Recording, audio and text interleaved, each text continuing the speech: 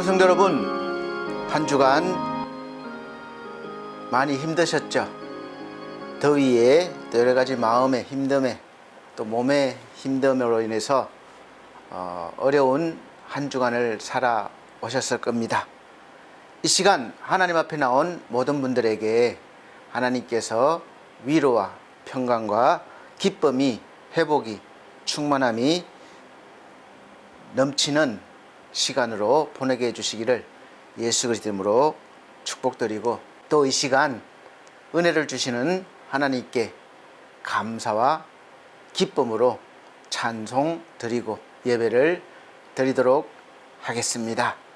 다 같이 묵상기도 드리겠습니다.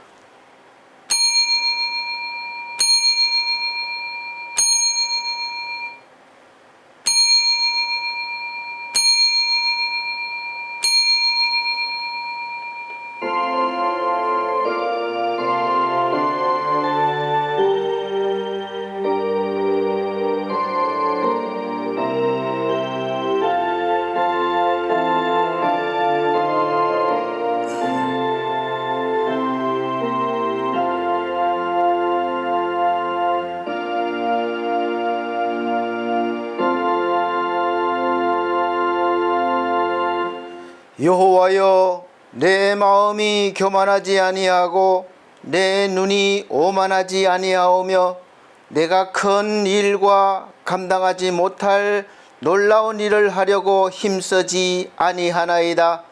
실로 내가 내 영혼으로 고요하고 평온하게 하기를 젖된 아이가 그의 어머니 품에 있음 같게 하였나니 내 영혼이 젖된 아이와 같도다. 이스라엘아, 지금부터 영원까지 여호와를 바랄지어다. 아멘. 다 같이 찬송가 43장입니다. 찬송가 43장으로 찬송드리도록 하겠습니다.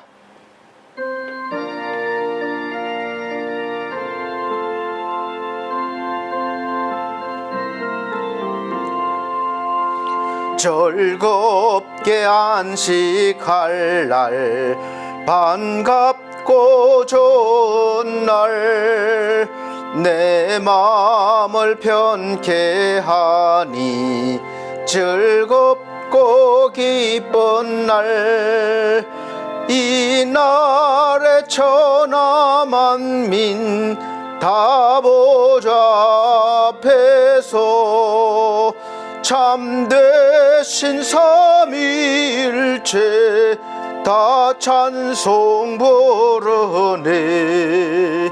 이날에 하늘에서 새 양식 내리네. 성회로 모이라고 종소리 울리네. 복음의 밝은 빛은 온 세상 비치며 또 영생물이 흘러 시원케 하시네. 이 주일 지킴으로 새 은혜에 벗어 영원히 쉬는 곳에 다 올라갑시다. 성복께 찬미하고 성자와 또 성령 참되신 삼위일체 다 찬송 부르네. 아멘.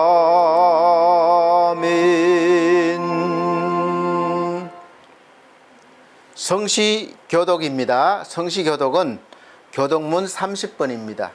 찬송가 뒤에 교독문이 있습니다.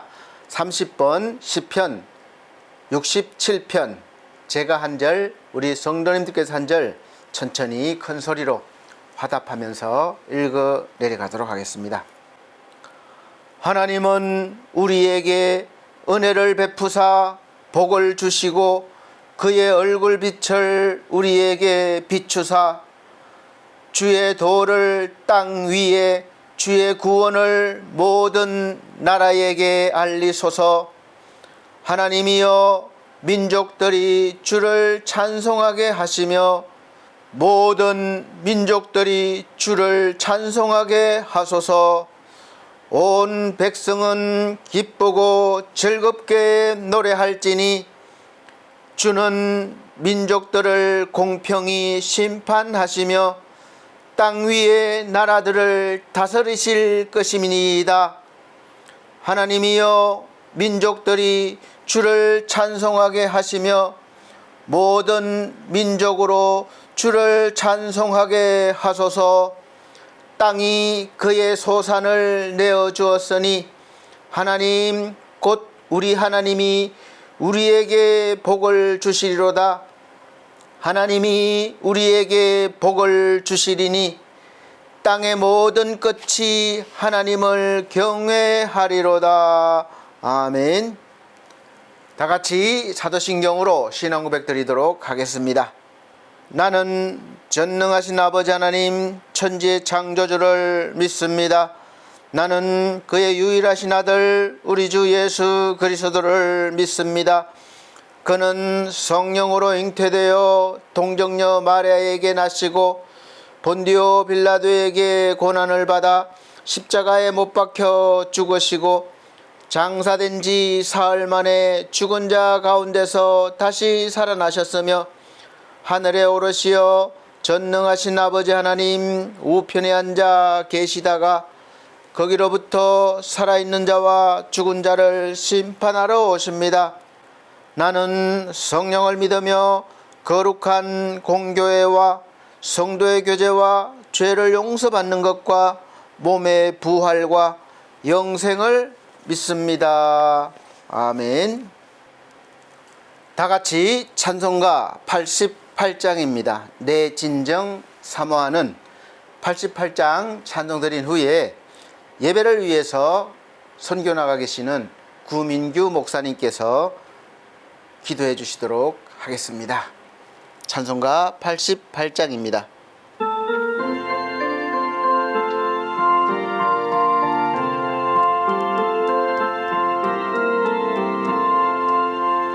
내 진정 사모하는 친구가 되시는 구주 예수님은 아름다워라. 산 밑에 백합화요 빛나는 새벽별 주님 형언할 길 아주 없도다. 내 마음이 아플 적에 큰 위로 되시며 나 외로울 때 좋은 친구라. 주는 저 산 밑에 백합 빛나는 새벽별 이 땅 위에 비길 것이 없도다. 내 맘의 모든 염려 이 세상 고락도 주님 항상 같이 하여 주시고 시험을 당할 때에 악마의 계교를 즉시 물리치사 나를 지키네. 온 세상 날 버려도 주 예수 안 버려 끝까지 나를 돌아보시니 주는 저 산 밑에 백합 빛나는 새벽별 이 땅 위에 비길 것이 없도다. 내 맘을 다하여서 주님을 따르면 길이 길이 나를 사랑하리니 물보리 두렵잖고 창검도 겁없네. 주는 높은 산성 내 방패시라. 내 영혼 먹이시는 그네 누리고 나 친히 주를 뵙기 원하네. 주는 저 산 밑에 백합 빛나는 새벽별 이 땅 위에 비길 것이 없도다.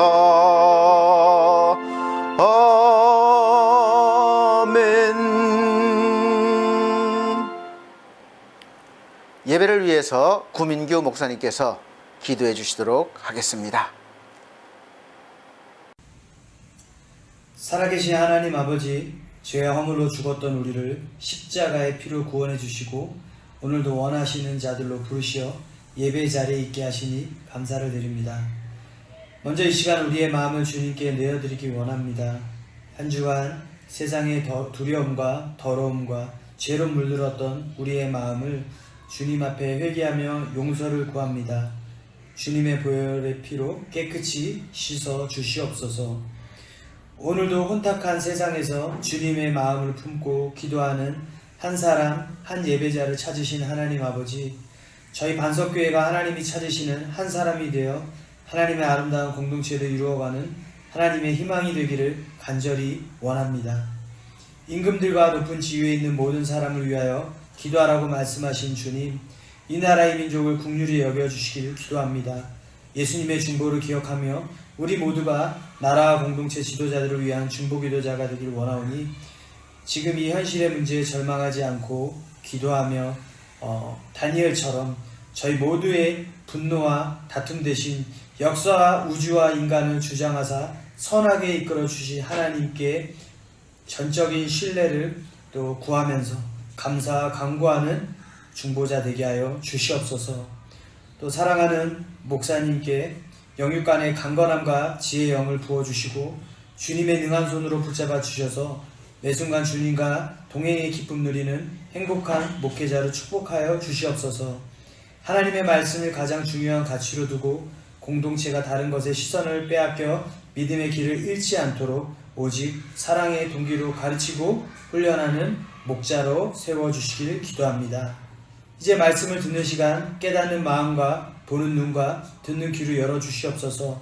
말씀에 순종하는 겸비함을 주시고 말씀 앞에서 마음의 장벽이 무너지고 말씀의 반석 위에 우리의 삶을 다시 세우는 시간 되도록 축복하여 주시옵소서. 그래서 한 주간의 우리의 예배가 삶의 예배로 연결되어 줄 수 있기를 소망합니다. 이 모든 말씀 우리의 길이 되시고 진리 되시며 우리가 살아갈 생명 되시는 우리 주 예수 그리스도의 이름으로 간절히 기도하였습니다. 아멘.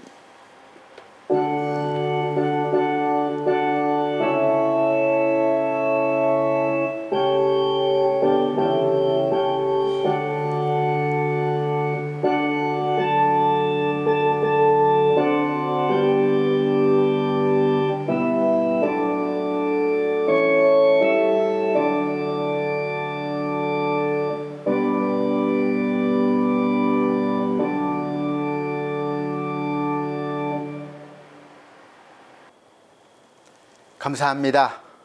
오늘 하나님께서 우리에게 주시는 하늘의 양식, 생명의 양식은 구약성경 스가랴 6장 9절로부터 15절 말씀입니다. 소선지서 스가랴 6장 9절로부터 15절 말씀, 제가 천천히 큰 소리로 읽어드리도록 하겠습니다.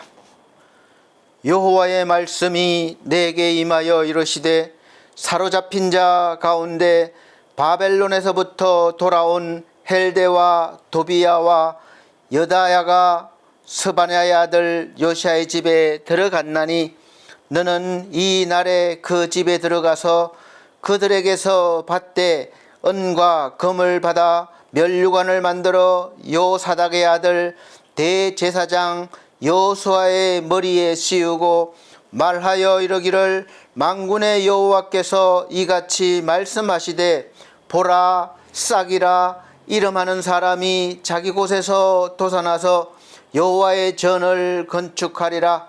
그가 여호와의 전을 건축하고 영광도 얻고 그 자리에 앉아서 다스릴 것이요 또 제사장이 자기 자리에 있으리니 이 둘 사이에 평화의 의논이 있으리라 하셨다 하고 그 면류관은 헬렘과 도비야와 여다야와 스바냐의 아들 헨을 기념하기 위하여 여호와의 전 안에 두라 하시니라.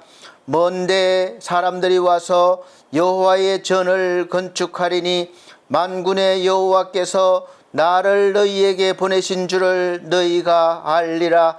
너희가 만일 너희 하나님 여호와의 말씀을 들을진대 이같이 되리라. 아멘.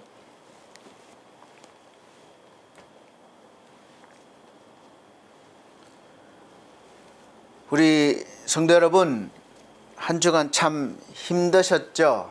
폭우와 싸우시느라고, 또 여러 가지 어려운 환경 속에서 싸우시느라고, 열심히 사시느라고 얼마나 수고 많으셨습니까?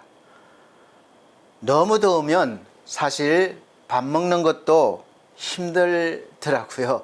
다니다 보면 힘들면 배는 고픈 것 같은데 막상 먹고 싶지 않은 그럴 때가 있습니다. 그렇다고 먹지 않으면 금방 이 기력이 떨어지고 더 힘들어지니까 반드시 먹어야 돼요. 그래서 먹지 않으면 병이 생깁니다.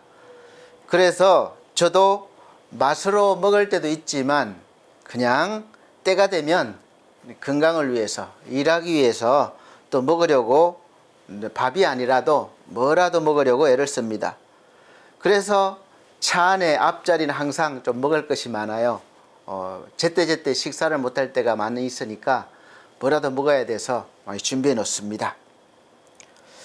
먹는 거는 그렇다 치더라도 사실 이 더위, 폭염이죠. 폭염. 더위를 넘어서서 폭염이에요.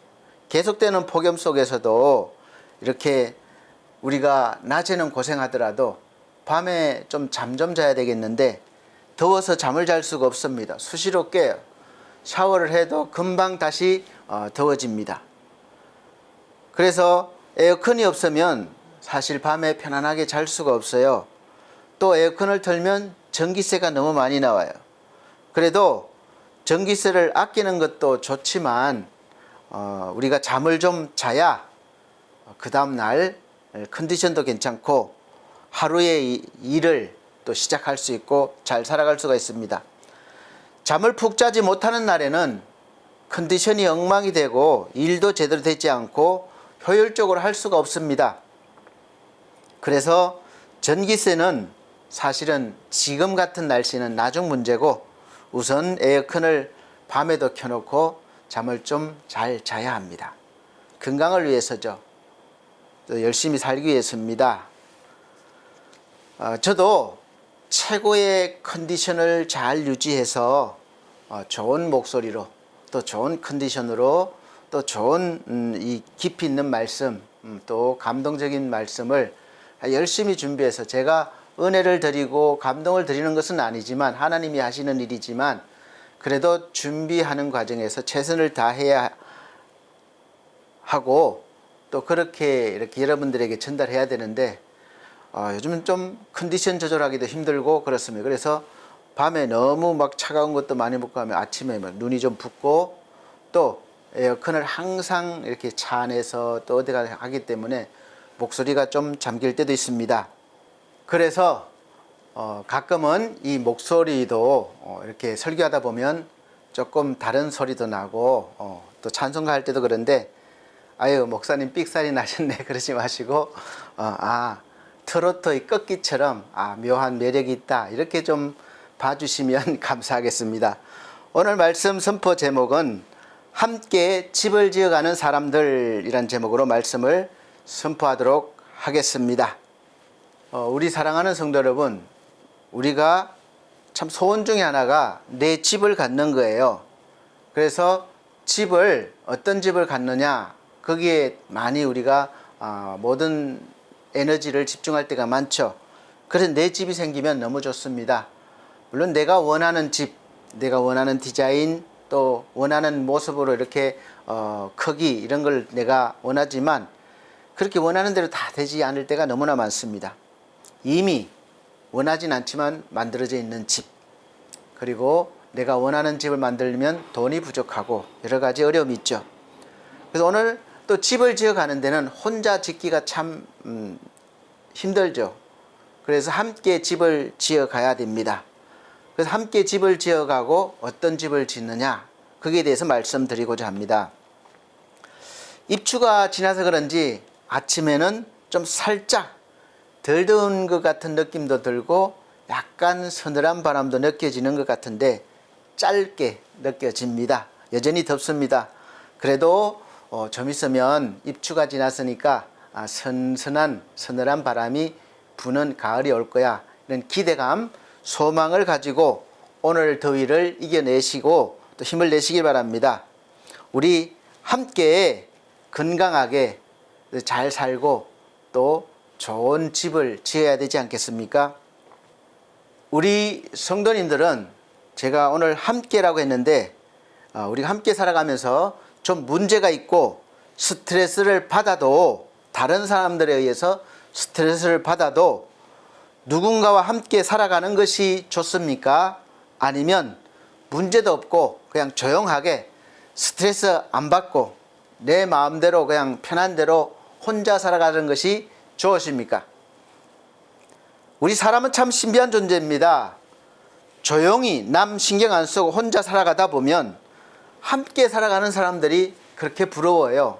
야, 참 좋겠다. 심심하지 않겠다. 외롭지 않겠다. 도움받아서 좋겠다. 또 반대로 문제도 많고 스트레스를 받으면서 함께 살아가다 보면 혼자 살아가는 사람들이 그렇게 좋아 보일 수가 없어요. 야, 참 편하겠다. 내 마음대로 하고 싶은 거 하고 그냥 스트레스 안 받고 너무나 즐겁겠다. 이렇게 보입니다.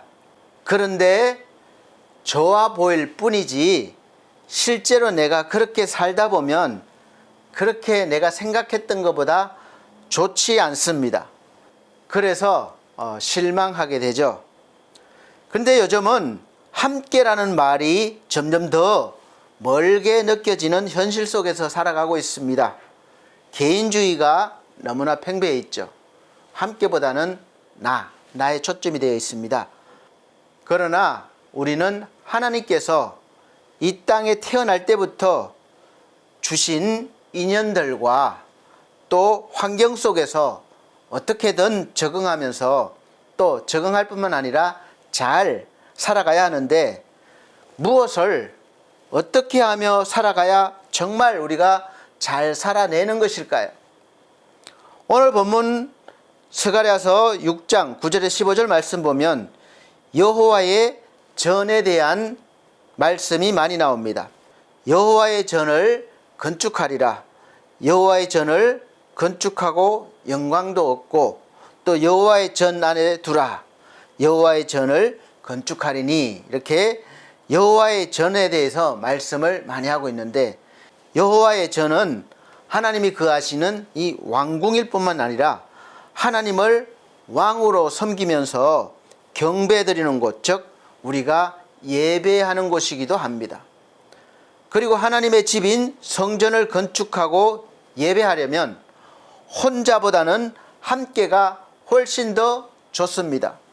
여러분 혼자 찬양하는 것보다 몇 사람이 찬양하는 것이 훨씬 더 아름답고 좋고 또 실력을 쌓아서 화음을 넣으면 그렇게 아름다울 수가 없습니다. 하나님께서도 원하십니다. 물론 하나님께서는 이 온 우주보다도 크신 분이시기 때문에 감히 눈에 보이는 그 어떤 것들도 하나님을 모실 수 있는 그런 거처, 그런 집이 없습니다. 또 하나님은 거기 거하실 필요도 없으세요. 아니 계신 곳이 없으시기 때문에 그렇습니다. 그러나 우리가 보이지 않는 하나님을 경배드리고 또 하나님께 예배드리고 하나님의 영광을 우리가 받아야 되고 그런 상징적인 자리가 필요한데 바로 성전입니다. 그래서 성전을 만들려고 하신 거예요. 구약시대에는 예루살렘이 대표적인 성전이에요. 하나님이 임재하는 곳이다. 다 그렇게 믿고 또 그곳에 가서 예배를 드렸습니다. 또 예배를 드리면서 하나님의 은혜를 받았어요. 신약에 와서는 그 예배의 자리, 성전이 곧 교회가 되었고 또 영적으로는 예수를 믿는 성도 한 사람 한 사람이 하나님이 임재하시는 집이 성전이 된 것입니다.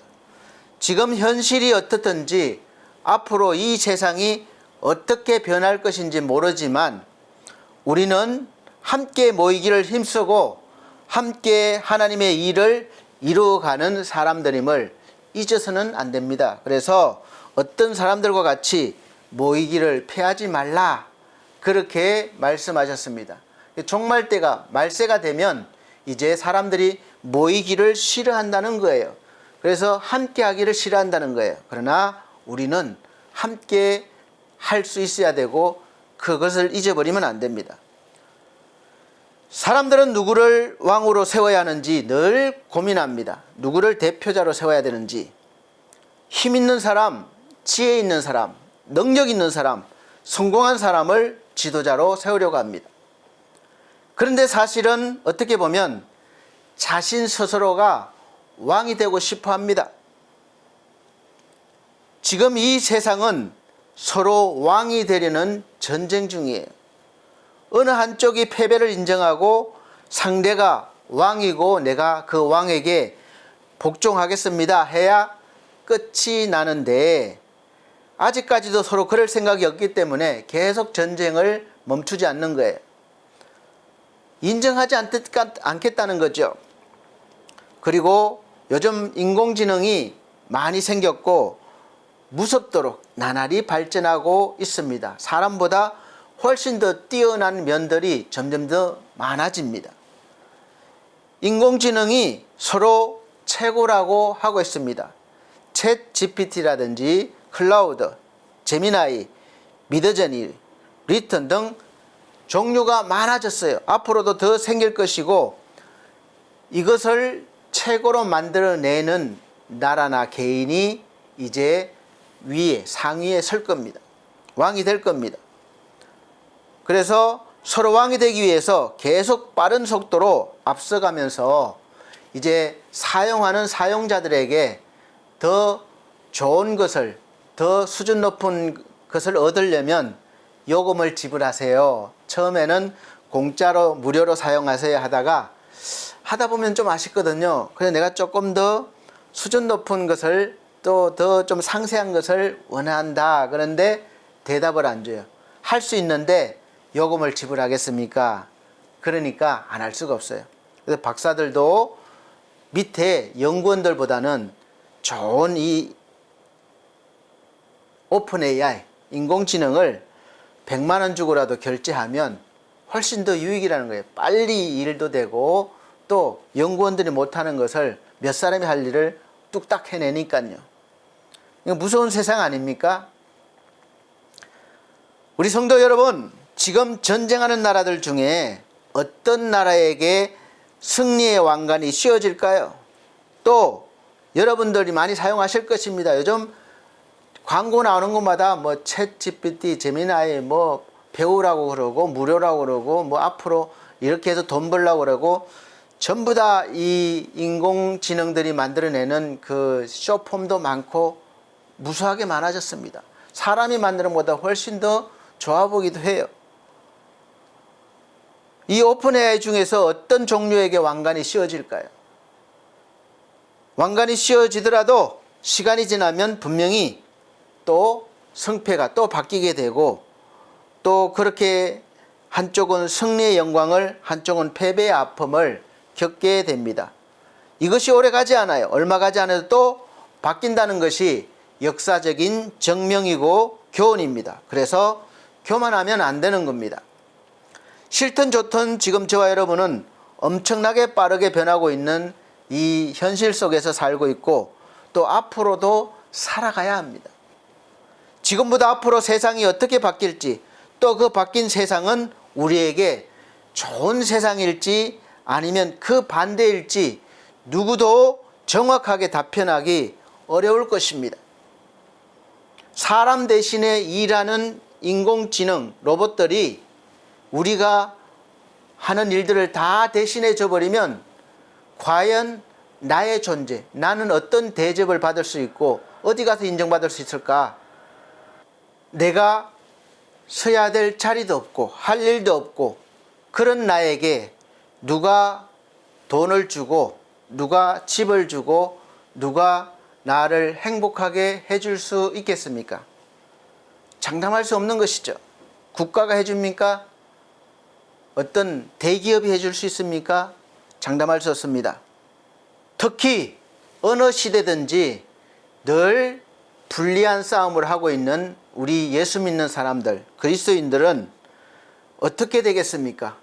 예수 그리스도를 믿고 하나님을 아버지로 둔 저와 여러분들이 지금의 세상과 또 앞으로 올 세상이 어떤 세상이 되었든지 여전히 우리가 믿는 하나님을 참된 하나님으로 믿고 또 예수 그리스도를 통해서 죄사함을 받고 또 하나님과 화해가 이루어지고 또 하나님의 백성으로 하나님의 자녀로 살아가야 하면은 변함이 없는 절대 진리입니다.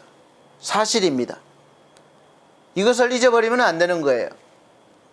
그럼 그렇게 살기 위해서 우리는 지금 무엇을 어떻게 해야 하고 또 교회는 무엇을 어떻게 해야 합니까?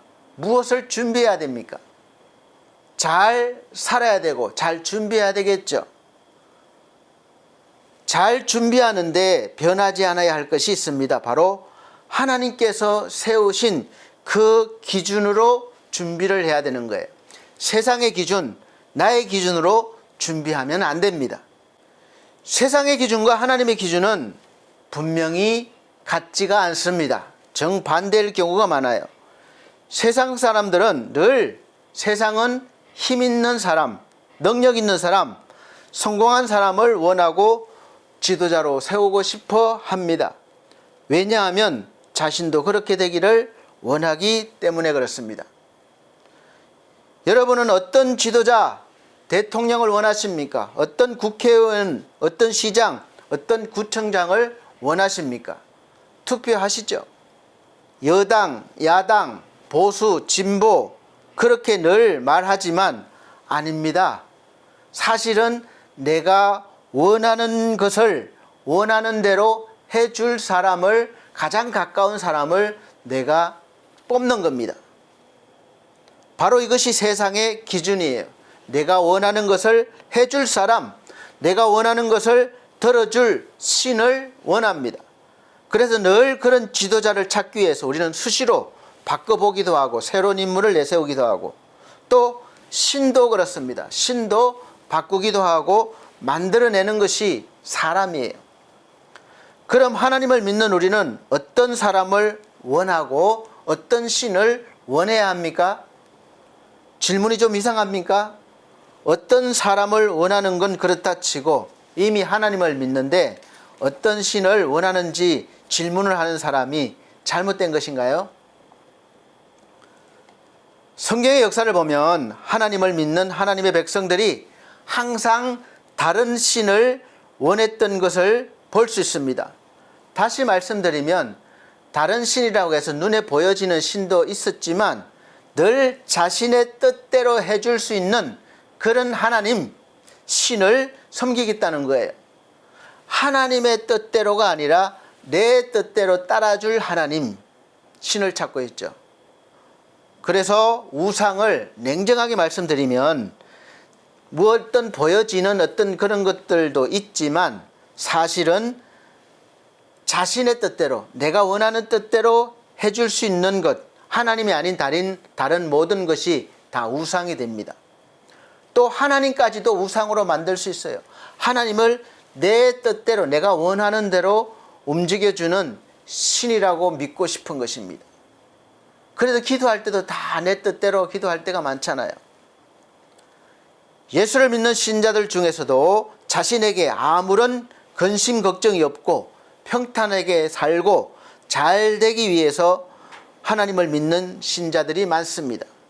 하나님을 믿는 이유가 나에게 근심 걱정 없고 일이 잘 풀리고 만사형통하고 그렇게 잘 되기를, 잘 살기를 원하는 사람, 그런 뜻으로 믿는 신자들이 많습니다. 그런데 근심 걱정 없고 평탄하게 자신이 원하는 대로 잘 사는 것을 바라는 것이 바로 우상이에요. 하나님을 우상으로 만드는 것입니다. 하나님은 절대로 우리가 원하는 대로, 내가 바라는 대로 해주시는 분이 아니십니다. 오히려 그 반대예요. 하나님께서는 우리를 그렇게 살게 하기 위해 부르시지 않으셨습니다. 하나님의 뜻대로 살게 하시기 위해서 우리를 부르신 거예요. 그래서 하나님이 세우시는 참된 왕은 세상의 기준과 다르고 하나님이 부르시는 참된 그리스도인의 기준도 세상의 기준과 다른 것입니다. 그래서 우리는 늘 어느 시대나 그리스도인으로 세상에서 살기가 힘든 이유가 세상이 원하는 대로 안 살려고 하니까 힘든 거예요. 오늘 본문에서 하나님은 대제사장 여호수아에게 왕의 면류관을 씌우라고 하십니다. 이것은 당시 사람들에게 매우 충격적인 말씀입니다. 명령입니다. 왜냐하면 구약에서는 이 왕과 제사장의 직분이 엄격히 구분되어 있습니다. 처음 이스라엘 왕으로 세움받았던 사울 왕도 자기가 왕이지만 제사장인 그 사무엘의 역할을 대신하려다가 큰 일을 당했습니다. 하나님께 버림받게 됐죠. 그래서 왕이 하는 일과 제사장이 하는 일은 분명히 달랐습니다. 그런데 오늘 하나님께서 매우 이례적으로 말씀하시는 거예요. 제사장에게 그렇게 왕의 면류관을 씌우라고 하시는 것입니다. 그래서 하나님은 왜 그렇게 하셨을까요? 뭔가를 우리에게 알려주고 싶으셨습니다. 하나님은 이 상징을 통해서 장차 오실 예수 그리스도를 보여주시고 계십니다. 예수 그리스도께서 하실 일들을 보여주시고 직분을 알려주시기 위함입니다. 구약의 모든 예언과 사건과 모든 일들은 오실 예수 그리스도를 위해서 쓰여졌고 상징하고 있고 나타내고 있고, 또 신약에는 오신 예수, 앞으로 오실 예수에 대해서 기록이 되어졌습니다. 그래서 하나님은 오늘 가지가 되시는, 싹이 되시는 메시아를 준비하셨다는 거예요. 12절 보면 하나님께서 말씀하십니다. 말하여 이르기를 만군의 여호와께서 이같이 말씀하시되 보라 싹이라, 보라 그의 이름은 가지라, 이 뜻써 있습니다. 여기서 싹, 가지는 히브리어 체마허입니다. 이 말은 잘려나간 나무에서 이제 다시 돋아나는 새 순을 뜻합니다. 새 싹을 의미해요. 새로운 가지를 의미합니다. 이 이스라엘은 이때 당시에 바벨론 포로로 인해서 나라를 잃어버렸습니다. 다윗 왕조도 완전히 끝난 것처럼 보였어요. 이때 하나님을 믿는 하나님의 백성들은 모든 희망이 사라졌다고 생각했습니다. 그러나 하나님은 말씀하십니다. 끝난 것이 아니다. 내가 다시 새 순을 일으키겠다. 예수님도 마찬가지입니다. 사람들이 십자가에서 달려서 죽음을 당하시는 예수 그리스도를 보고 실패자, 끝났다, 이렇게 다 생각했습니다. 그러나 하나님은 부활을 통해서 새로운 생명을 시작하게 하신 출발점이 된 것입니다. 새로운 싹, 영원한 생명, 새로운 가지를 일으키신 것입니다. 우리의 삶도 그렇습니다. 순식간에 사업이 무너질 수 있습니다. 건강을 잃어버릴 수도 있습니다. 가정에 어려움이 찾아올 수도 있어요. 우리 자신도 그렇고 우리를 보는 사람들도 그렇고 세상의 기준은 이제 끝이야, 망했어, 그렇게 할 때가 많습니다. 그러나 하나님은 이 끝난 것 같은 자리에서 새로운 싹을 틔우시는 분이십니다. 새로운 가지를 자라게 하시는 분이십니다. 우리가 절망하는 곳에서 하나님은 새로운 역사를 시작하십니다. 저의 개인적인 삶 속에서도 그런 체험을 했습니다. 가장 절망의 끝에서 하나님이 새로운 삶을 시작하게 해주셨어요. 지금 여러분의 삶이 끝이라고 느껴지십니까? 지금 마지막이야, 끝이야, 이렇게 느껴지시나요? 지금 이 순간이 하나님께서 여러분의 삶에 새로운 싹을 돋아나게 하는 그 새로운 삶의 시작입니다. 새로운 생명의 시작입니다. 새로운 가지의 시작이에요. 믿으시길 바랍니다. 두 번째는 메시아는 왕이시면서 동시에 대제사장이시라고 히브리서에 잘 설명했습니다. 오늘 말씀 11절과 13절이 핵심입니다. 하나님은 여호수아에게 면류관을 씌우라고 하십니다. 여호수아는 왕이 아닙니다. 대제사장입니다. 다시 말씀드리지만 왜 왕관을 씌우셨을까요? 그는 장차 오실 예수 그리스도의 그림자예요. 13절은 말합니다. 그가 왕자에 앉으실 것이요 또 제사장이 될 것이다. 예수님만이 이 예언의 성취자가 되십니다. 왕은 다스리죠. 제사장은 죄인들을 하나님께로 인도합니다. 중보자 역할을 해요. 하나님과 만날 수 있도록 화해자 역할을 하는 것이 바로 제사장입니다. 그래서 예수님은 이 두 가지 직분을 모두가 다 가지고 계셨고, 물론 나중에 선지자 역할도 하십니다. 예언도 하시죠. 십자가에서는 우리의 죄를 대신 지신 대제사장이 되셨고, 부활하신 후에는 만왕의 왕으로 영원히 다스리십니다. 그래서 우리는 죄사함도 받고 인생의 주인도 예수님으로 모실 수가 있습니다. 예수님을 모신 사람들은 이 두 가지가 다 이루어지는 거예요. 많은 사람들이 예수님을 그냥 위로해 주시는 분으로 생각합니다. 여러분, 교회 오면 그냥 단순하게 내가 힘든 마음을 위로받고 그냥 상처가 치유받고 그 정도로 끝납니까? 아닙니다. 성경은 말씀하고 있습니다. 예수님은 우리의 구원자이실 뿐만 아니라 우리의 왕이시다, 이렇게 말씀하고 있어요. 왕은 우리의 삶을 다스리는 분이시죠. 그래서 진정한 신앙은 예수님을 구원자일 뿐만 아니라 우리 삶의 왕으로 모시는 일이에요. 그래서 우리가 내 마음대로 사는 것이 아니라 왕이 말씀하시는 이 말씀 중심으로 살아가게 되는 것입니다. 세 번째는 메시아는 하나님의 성전을 세우신다는 거예요. 12절과 15절을 보면 그가 여호와의 성전을 건축할 것이다. 당시의 사람들은 무너진 예루살렘 성전만을 생각했을 것입니다. 그러나 이 예언은 그보다 더 큰 의미를 가지고 있습니다. 예수님께서는 교회를 세우셨습니다. 그리고 오늘도 여러분들의 마음속에, 사람들의 마음속에 하나님의 성전을 세우시고 성전이 되게 해 주십니다. 성전을 세우실 뿐만 아니라 성전이 되게 해 주셔서 하나님을 모실 수 있는 그런 영광이 있게 하십니다. 예루살렘 성전을 무너뜨리시고 사흘 만에 내가 다시 짓겠다고 말씀하셨어요. 그러니까 자신이 성전임을 말씀하시는 것입니다. 사람들은 이해를 못하죠. 예루살렘 성전 짓는데 40년이 넘게 걸렸는데 어떻게 사흘 만에 다시 일으킬 수 있는가?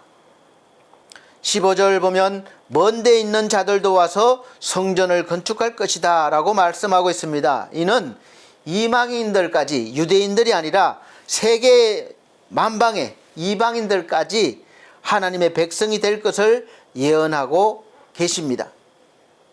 복음은 유대인만을 위한 것이 아니었습니다. 우리 대한민국에도, 저와 여러분의 가정에도, 우리 교회에도 복음이 전해진 것은 이 예언의 말씀이 성취된 결과입니다. 그래서 이방인들, 구원받지 못할 저와 여러분이 이제는 하나님의 성전이 되고 또 하나님을 경배하게 되는 것입니다. 오늘도 하나님은 우리를 통해서 하나님의 집을 세워가십니다. 그리고 거기에 머무시면서 우리에게 은혜를 주시고 인도하시기를 원하십니다. 그럼 어떻게 하면 우리가 하나님의 집을 잘 지을 수 있고 또 하나님이 거하시는 거처가 되게 하실 수 있을까요? 우리를 보면 알 수 있습니다. 여러분, 저와 여러분들은 다 어머니의 뱃속에서 태어나요. 그래서 첫째는 10달을 잘 살아내야 됩니다. 사람은 대체적으로 어머니의 뱃속에서 10달을 다 살게 됩니다. 물론 이 10달의 삶은 자신을 품고 있는 어머니와 아버지가 아이를 잘 보호하고 좋은 환경에서 자랄 수 있도록 그렇게 중요한 역할을 해주시죠. 아이가 건강하게 태어나는 환경과 조건을 만들고 앞으로 살아갈 수 있도록 나름대로 열심히 준비하는 것은 부모의 몫입니다. 이 태아가 자신이 만들어갈 수 없어요. 모든 것을 부모가 해 주셔야 됩니다. 그래서 우리가 구원받는 것도 내가 할 수 없어요. 그러니까 모든 것을 하나님이 다 해 주십니다. 처음에는 다 해 주셔요. 믿기만 하면 돼요.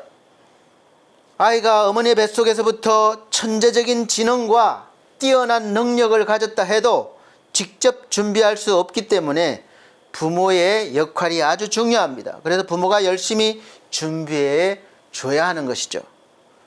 그러나 그렇다고 해서 이 아이의 역할이 전혀 없는 것은 아닙니다. 어머니가 열심히 전해주는 영양분을 잘 받아들이고 섭취해서 성장을 해야 하고 10달 동안 잘 성장해서 면역력도 갖추고 잘 성장해서 바깥 세상에 나갔을 때 문제없이 적응할 수 있도록 해야 돼요.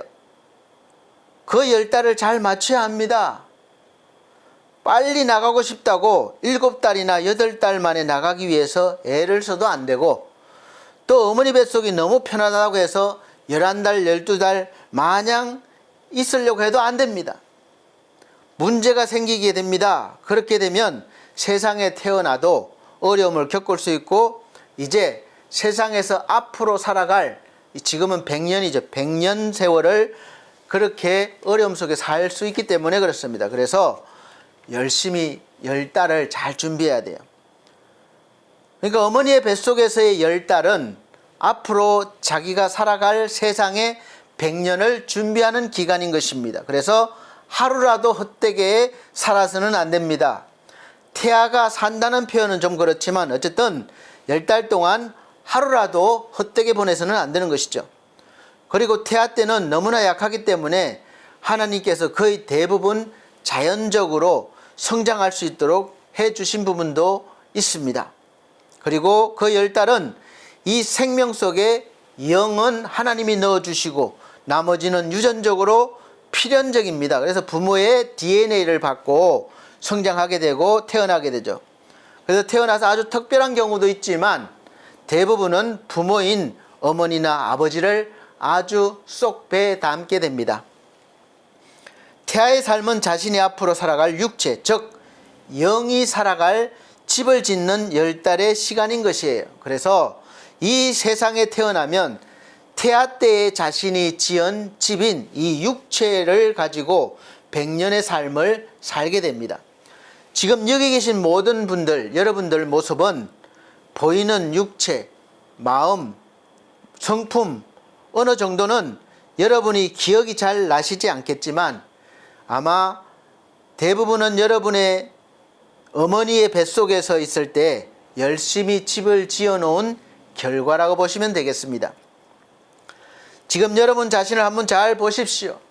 그리고 옆에 있는 사람을 한번 보세요. 내가 내 집을 잘 지은 것 같습니까? 그리고 옆에 사람은 집을 잘 지은 것 같습니까? 아이고 뭐 집을 저렇게 지었어? 흉보지 마십시오.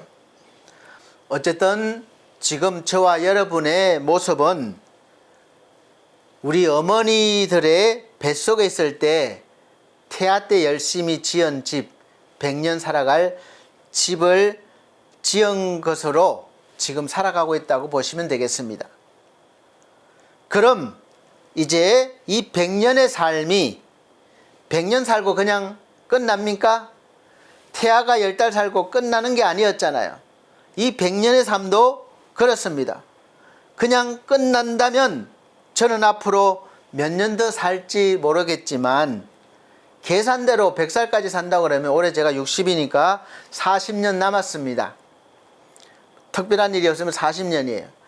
각자 연수가 다 다를 것입니다. 어떤 분은 아유 이제 얼마 남지 않았네, 또 어떤 분은 한참 남았네 생각하실 수도 있어요. 그런데 중요한 것은 앞으로 몇 년 더 살 것인가가 중요한 것이 아니라 우리 사람의 삶은 100년을 살든 100년을 살지 못하든 그 삶이 끝이 아니라는 거예요. 그럼 끝이 아니면 저와 여러분이 살아가는 이 100년의 세월 동안 무엇을 어떻게 준비하면서 살아야 되겠습니까? 많은 사람들은 또 다른 이후의 삶이 있다고 생각해요.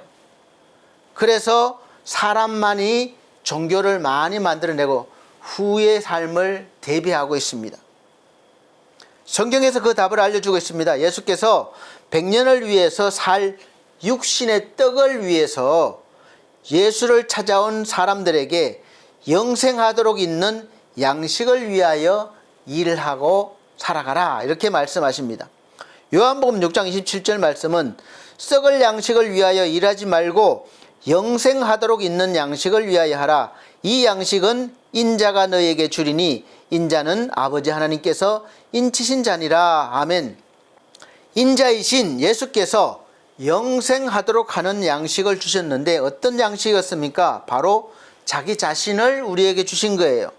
이 100년이라는 기간은 우리가 새로운 싹을 틔우기 위해서 준비하는 기간, 즉 기분 나쁘실지 모르지만 썩어가는 기간이에요. 여러분, 우리 육신이 지금 팔팔한 것 같지만 점점 더 헐구로 돌아가기 위해서 약해지고 볼품 없어집니다. 그래서 결국은 썩는다는 표현이죠. 죽게 되는 것이죠. 그러나 성경에서는 죽는다는 표현은 안 해요. 잠들었다, 잠자는 이제 때가 된 것입니다. 그래서 이제 잠을 잔 후에 어떻습니까? 다시 깨어나잖아요. 이제 새로운 생명을 얻기 위한 하나의 과정이 내가 썩는 과정이에요. 씨가 썩어야 새로운 싹이 납니다. 여러분, 농부는 알아요. 저는 농부는 아니지만 농촌에서 자랐기 때문에 씨를 심는 것을 많이 봤고 나는 것을 많이 봤습니다. 그래서 씨가 그대로 있으면 새로운 싹이 안 나요. 근데 씨가 썩으면서 영양분을 먹고 새로운 싹이 나는 거예요. 우리의 육신도 마찬가지입니다. 그래서 내 육신이 점점 더 약해지는 이유가 좋은 결과를 이루기 위하여, 또 새로운 영원한 생명을 내가 싹 틔우기 위한 과정이에요. 그러니까 여러분, 죽음이 절대 두려운 것이 아닙니다. 요한복음 6장 35절 예수께서 이르시되 나는 생명의 떡이니 내게로 오는 자는 결코 줄이지 아니할 터이요 나를 믿는 자는 영원히 목마르지 아니하리라. 아멘. 예수 그리스도를 믿는 자들에게 자신에게 있는 영원한 생명을 주시겠다는 말씀입니다. 그래서 예수께서 우리에게 새로운 생명을 주셨기 때문에 이 죽음, 썩음을 통해서 싹이 나고 30배, 60배, 100배의 열매를 맺는 인생으로 바뀌는 것입니다. 그럼 예수께서 어떻게 주셨습니까? 죽음을 통해서, 썩음을 통해서 주셨어요. 그래서 썩기 위해서 여러분, 주님께서 무덤에 들어가신 것입니다. 그러나 썩어 없어진 것이 아니에요. 거기서 부활의 생명으로 다시 살아나셔서 저와 여러분들에게 그 생명을 주신 거예요. 그럼 열매 맺어서 무엇을 합니까? 나를 위한 열매가 아니에요. 하나님께 영광을 돌리기 위한 열매예요. 그래서 이제 예수의 영원한 생명을 받은 자들은 하나님을 왕으로, 아버지로 모시게 되었고, 이제 하나님께 왕이시기 때문에, 아버지이기 때문에 우리가 존경해야 되고 또 섬겨야 되고 또 경배해야 되고 예배를 드려야 됩니다. 그래서 하나님의 영광을 받으시는 상징적인 장소가 필요해요. 아무 데서나 할 수 있지만 함께 모여서 할 수 있는 장소가 필요합니다. 저와 여러분들은 함께 눈에 보이는 상징적인 하나님의 임재를 나타내는 성전을 건축하고 또 그곳에서 하나님을 예배하면서 또 다른 영적인 성전을 느끼고 알고 바라보고 소망하는 거예요. 또 지어가는 거예요. 그래서 성전이 눈에 보이는 성전만이 아닙니다. 하나님의 성전은 이제 저와 여러분 한 사람 한 사람이 하나님께서 영원히 거하시는 온전한 성전이 되었고 또 함께 온전한 성전을 지어 가도록 그렇게 된 것입니다. 그래서 에베소서 2장에서는 저와 여러분들이 예수 그리스도 안에서 서로 연결되어서 혼자가 아니에요. 연결이 되어서 성전이 되고 하나님께서 거하실 처소가 된다고 말씀하셨습니다. 여러분 한 사람 한 사람은 하나님의 거룩한 성전이 되었고 또 온전한 하나님이 거하시는 거룩한 성전이 되기 위해서 지어져 가고 있는 중이에요. 성전이 벽돌 하나 있다고 되는 것이 아니잖아요. 벽돌 하나하나가 이어지고 쌓이고 해서 성전이 되는 것입니다. 그리고 그곳에 하나님이 임재하시고 함께 하십니다. 그래서 이제 혼자가 아니기 때문에 함께하는 소중한 동료이자 거룩한 형제예요. 이 일을 이제 주님 다시 오실 때까지 우리는 계속해서 멈추지 않고 해 나가야 합니다. 에베소서 2장 21절에 22절 말씀입니다. 그의 안에서 건물마다 서로 연결하여 주 안에서 성전이 되어가고 너희도 성령 안에서 하나님이 거하실 처소가 되기 위하여 그리스도 예수 안에서 함께 지어져 가느니라. 아멘. 사랑하는 성도 여러분, 우리는 함께 하나님께서 영원히 거하실 처소로 지어져 가는 거룩한 성도로 부름받았습니다. 어느 한 사람 빠지면 안 돼요. 함께 연결이 돼야 되는 거예요. 그래서 이 일을 위해서 지금도 앞으로도 어떤 세상이 오든지 계속해 나가야 됩니다. 예수 그리스도는 하나님의 참된 집인 성전을 세우신 분이십니다. 그리고 스스로도 성전이 되셨습니다. 함께 영광을 받으시는 거예요. 그리고 예수 그리스도께서는 하나님의 아들로서 하나님께 신실하셨고 충성하셨습니다. 그러므로 저와 여러분들은 예수 그리스도로 말미암아 양자된 신분, 자녀된 신분으로서 앞으로도 지금도 앞으로도 예수 그리스도와 같이 신실하게 충성하시면 하나님의 집이 되실 것입니다. 그 하나님의 집에서 하나님의 영광을 함께 받고 기뻐하며 누릴 수 있는 하나님의 은혜가 늘 충만하시길 바랍니다. 모두 다 끝까지 신실하게 충성스럽게 하나님의 집을 지어가시고 또 지어져 가셔서 하나님의 집으로 영원히 하나님을 모시고 함께 동행하시는 우리 성도님들이 되시기를 예수 그리스도로 축복합니다. 기도드리겠습니다. 사랑이 많으신 우리 아버지 하나님, 우리를 하나님의 집으로 세워주시고 또 하나님이 영광 받으시는 거룩한 성전으로 세워주심을 감사합니다.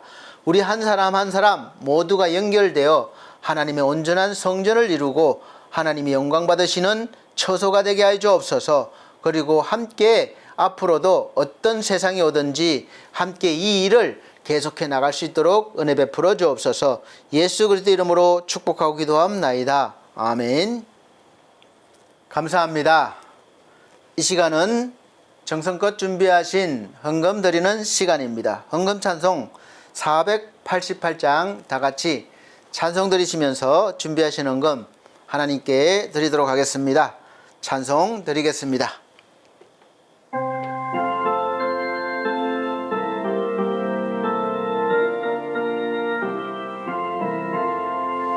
이 몸의 소망 무언가 우리 주 예수뿐일세. 우리 주 예수밖에는 믿으리 아주 없도다. 주 나의 반석에 세네 그 위에 내가 서리라. 그 위에 내가 서리라. 무섭게 바람 부는 밤 물결에 높이 설렐 때 우리 주 크신 은혜에 소망에 닿을 줄이라. 주 나의 반석에 세네 그 위에 내가 서리라. 그 위에 내가 서리라. 세상에 믿던 모든 것 무너질 그날 되어도 구주의 언약 믿사와 내 소망 더욱 커리라. 주 나의 반석이시니 그 위에 내가 서리라. 그 위에 내가 서리라. 바라던 천국 올라가 하나님 앞에 배울 때 구주의 의를 힘입어 여시야로 서리라. 주 나의 반석의 세네 그 위에 내가 서리라.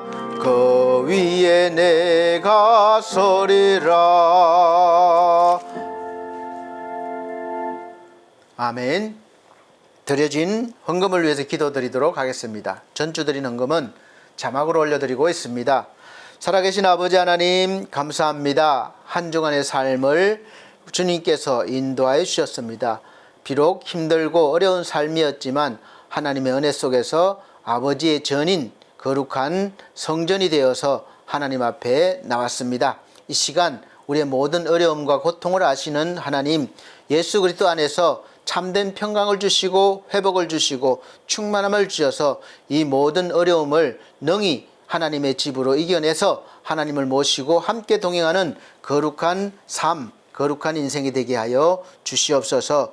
드려진 11조와 또 감사헌금과 또 선교헌금 그리고 몸과 마음 드려진 귀한 손길마다 복의 복을 더하시고 하늘의 풍성함으로 채워주옵소서. 감사드리며 예수 그리스도 이름으로 축복하고 기도하옵나이다. 아멘. 감사합니다. 교회 앞에 교회 소식 전해드리도록 하겠습니다. 오늘 함께 하나님의 집이 되어서 우리 함께 지어져가는 우리 거룩한 성도 여러분, 하나님 앞에 예배드리게 되어서 감사드리고 하나님의 은혜 주시길 원합니다. 첫 번째, 2026년도 우리 반석교회 표가 기뻐하며 말씀과 기도로 사는 삶입니다. 디모데전서 4장 1절에서 5절 말씀입니다. 두 번째, 매주 주일 오전 11시 예배를 우리 반석교회 예배당과 또 오시지 못하는 분들을 위해서 계신 곳에서 영상으로 예배를 드릴 수 있도록 해드리고 있습니다. 어디에서 예배를 드리든지 항상 먼저 준비하시고 마음을 다하여 예배를 드려주시길 바랍니다. 세 번째, 우리 성도님들의 가정과 직장과 사업을 위해서 기도해 주십시오. 이 어려운 시기를 잘 넘어갈 수 있도록 기도해 주시고, 또 몸과 마음이 또 믿음이 연약한 성도들 있습니다. 속히 회복되어서 하나님 앞에 충만함으로 인생을 살아가실 수 있도록 기도해 주십시오. 우리 지상준 청년과 우리 또 권대혁 우리 성도님 또 가정들 위해서, 또 우리 천성중앙교회 담임 목사님 사역을 위해서 기도해 주시고, 또 우리 엘피스 제가복지 센터와 우리 그 엘피스 홈케어의 서비스를 받으시는 어르신들 중에서 몸이 약하셔서 좀 힘들어하시는 분들이 계십니다. 빠른 회복을 위해서 기도해 주시기를 바랍니다.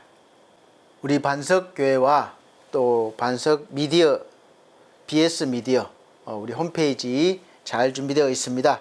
함께 협력해 주시고 또 잘 이렇게 이루어갈 수 있도록 기도해 주시기를 바랍니다. 또 엘피스 제가복지센터를 운영하고 있습니다. 이 센터에 오시는 분들이 우리 은혜를 받고 또 구원받을 수 있도록 해주시고 기도해 주시고, 또 우리 가족분들, 또 일하시는 요양스님들과 가족분들도 함께 구원받은 은혜가 있기를 기도해 주시기 바랍니다. 또 운영을 위해서 기도해 주세요. 또 이 우리 교회와 센터를 돕기 위해서 세워진 기업이 엘피스 홈케어입니다. 잘 돼서 하나님께 영광 돌리시도록 기도해 주시기를 바랍니다. 또 우리 모든 홈페이지 제작과 또 관리를 해주시고 계시는 귀한 동력자인 디온 김성곤 대표를 위해서 기도해 주십시오. 가정을 위해서, 사업을 위해서 기도해 주시기를 바랍니다. 네 번째, 늘 푸른 요양원에서 주일 오후 예배를 인도하고 있습니다. 하나님이 함께 하셔서 늘 푸른 요양이 늘 하나님의 영이 충만하여 구원받는 역사, 회복의 역사가 있게 해주시고, 또 운영하시는 원장님, 직원분들 모두를 위해서 기도해 주시고, 또 운영을 위해서도 기도해 주십시오. 또 함께하는 처를 위해서도 기도 부탁드립니다. 다섯 번째, 우리 나라와 민족을 위해서 기도해 주시고, 또 세계 평화를 위해서 기도해 주시기를 바랍니다. 또 마지막 7번째는 이제 더운 여름이 얼마 갈지 모르지만 하여간 건강관리 신경 쓰시고 잘 하시길 바랍니다. 잘 드시고 또 물도 자주 드시고 하셔서 건강한 모습으로 다음 주 뵙기를 원합니다. 폐찬송 54장 다 같이 찬송 드린 후에 축도로 예배를 마치도록 하겠습니다.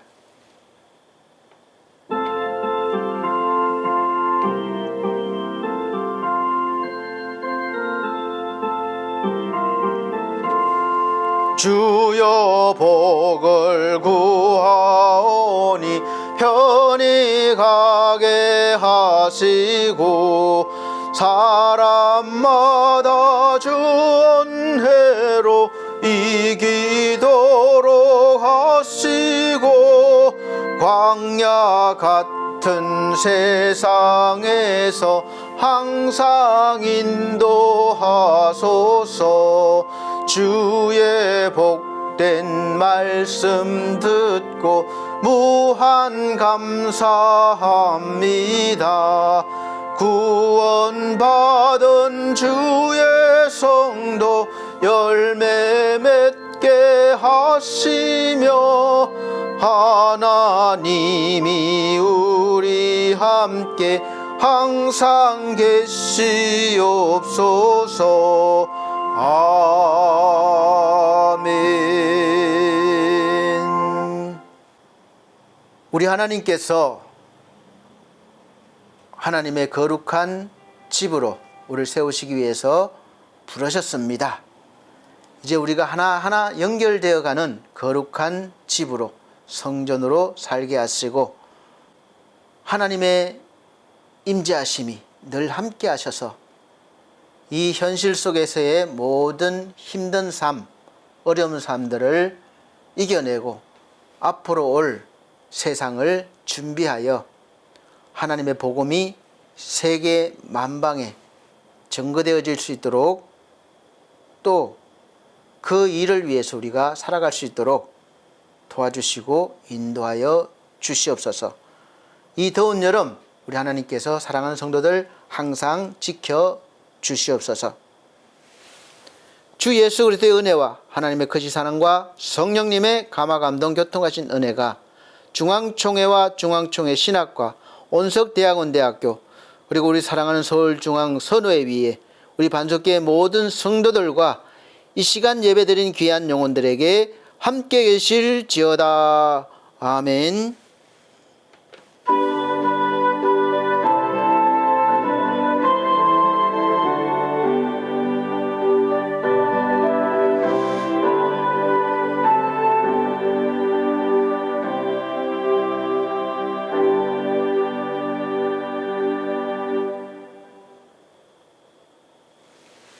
감사합니다. 모든 영광 우리 하나님께 올려드립니다. 다음 주 건강한 모습 뵙겠습니다.